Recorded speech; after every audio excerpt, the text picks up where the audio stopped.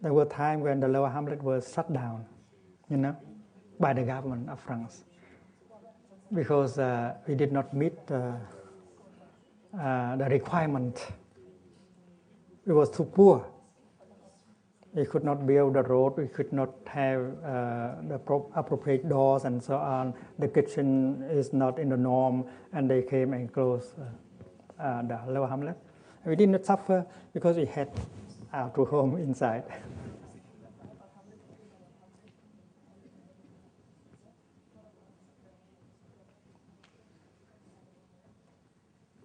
If they come and burn your huts and chase you away, of course you suffer. But if you know how to go home to your true home, you will not lose your faith. You know that if your true home is still there, well, you will be able to build another home outside. Like we have rebuilt the village of Taluk 4 times. And if we need, we can build it for the 5th time and 6th time. But if you lose the home inside, well, there's no hope.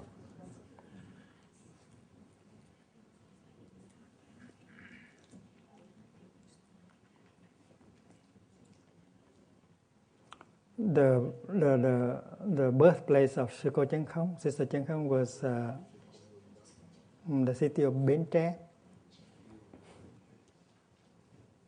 in the south.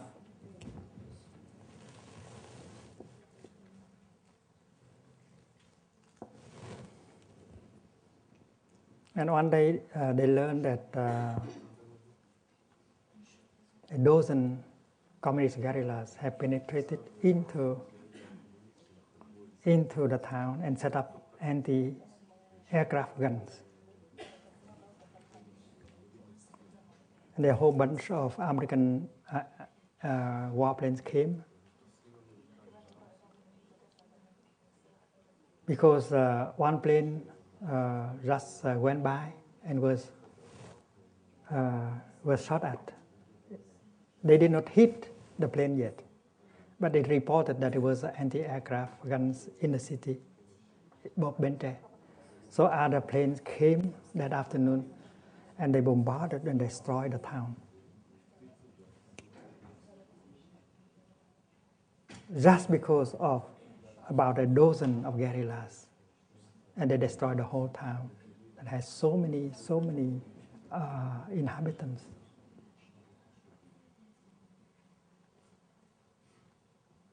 And that was motivated by fear. Why are you were 500,000 soldiers. The American soldiers were about 500,000. And there was only about 12 communist guerrillas in the town. And the fear and the anger make them do that, to destroy the whole town.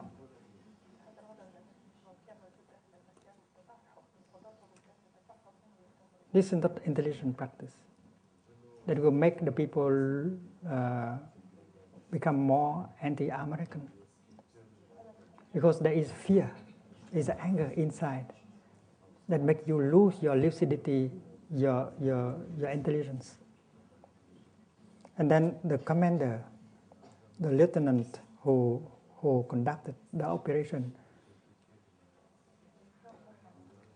when he was asked why they had to destroy the city of Bến Tre, he said, well, we had to destroy the city of Bến Tre in order to save it. That's the logic of the military. You had to destroy in order to save it.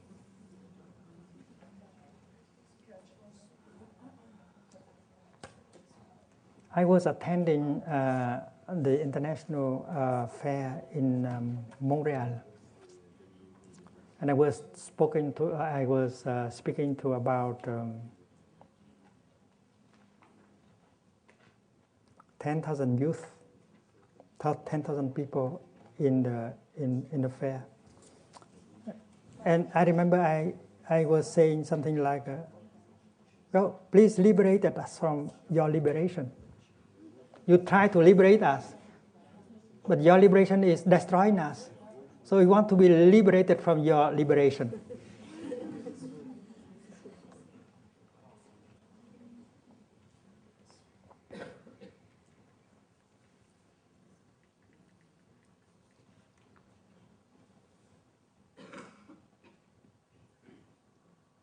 One night, they came to one of our work camps run by the School of Youth for Social Service, not very far from Saigon. It's on the river bank of Saigon, because we had sent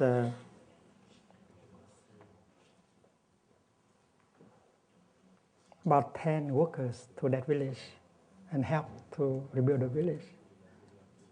And our social workers, including monks, were sleeping overnight because they had to be in the place for several months in order to help. Sister Chang Khong was there in the afternoon, and she wanted to stay with the workers.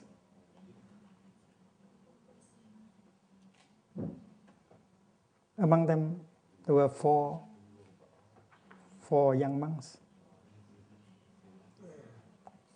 But finally, she was called back to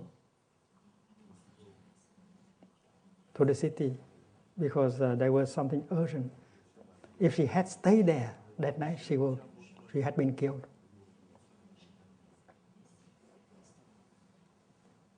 They came to our place. They took 5 of us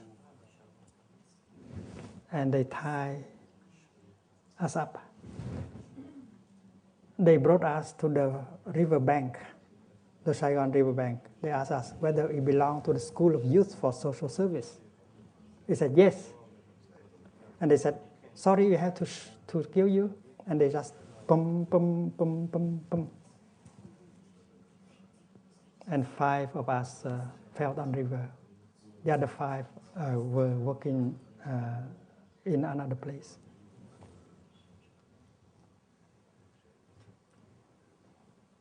We learned later that it is the work of the anti-communists. Because we were not approved by both the communists and the anti-communists. Because we did not want to sign up to take side of any warring parties. We want to build brotherhood. We want to follow the line of peace. We don't want to engage in one side in order to fight and kill the other side.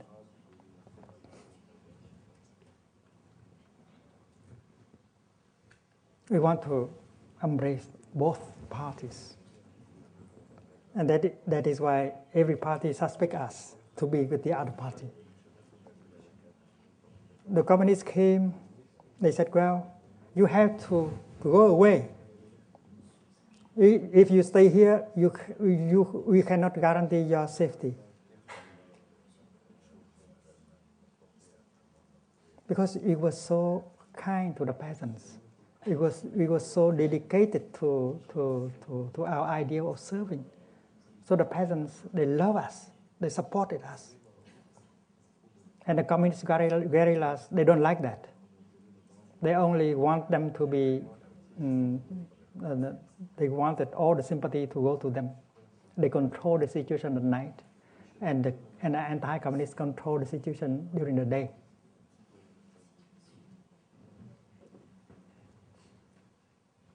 So we were harassed by both the communists and the anti-communists. But we did not abandon our non-partisan,